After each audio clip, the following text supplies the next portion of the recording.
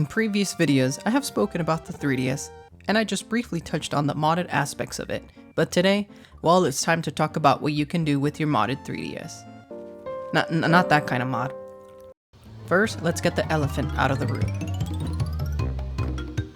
Okay, by elephant, I mean ROMs. Yes, the 3DS can play ROMs, including Game Boy, Game Boy Advance, DS, through Twilight Menu, NES, and Super Nintendo, but I won't really go into detail of those because those ROMs are, well, illegal! What you can do, though, is dump your physical cartridges that you own onto your 3DS, essentially making them digital games so you can have them all conveniently located on your 3DS. You can do this by entering what's called God Mode.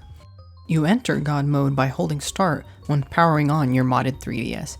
Here you can dump your physical game cartridges into your 3DS by copying them and installing a CIA file, which you later on can open up and install using the FBI app. And you're probably thinking, what's the FBI app? Well, it's an app among other apps that are essential to a modded 3DS.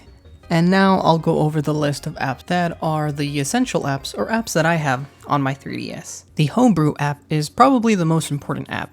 It lets you install all the other apps. Another really important one that I use a lot is the Checkpoint app.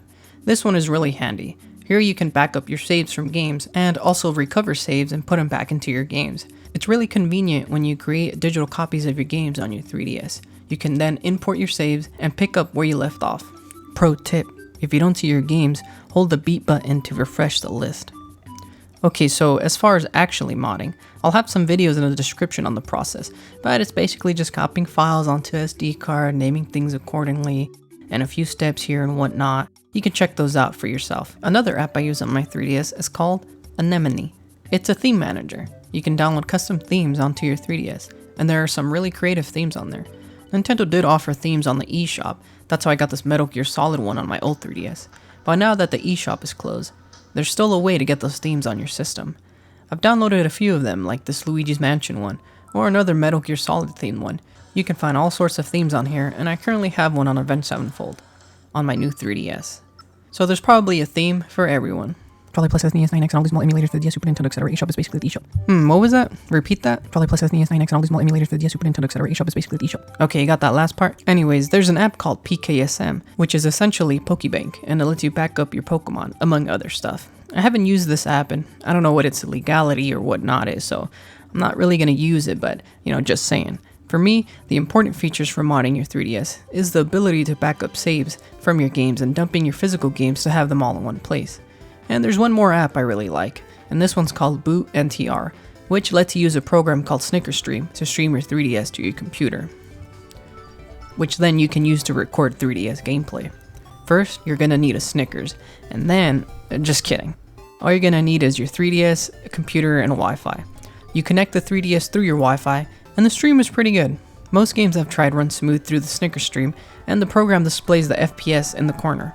And even if you don't need it to capture footage, playing on a big screen is always cool. The only downside is that there is no sound, unless you connect an aux to aux cord to your computer. There are more apps you can get, and more things you can do, but these are the necessities, at least for me. I'll have the links in the description of the videos on modding your 3DS from the videos I watched.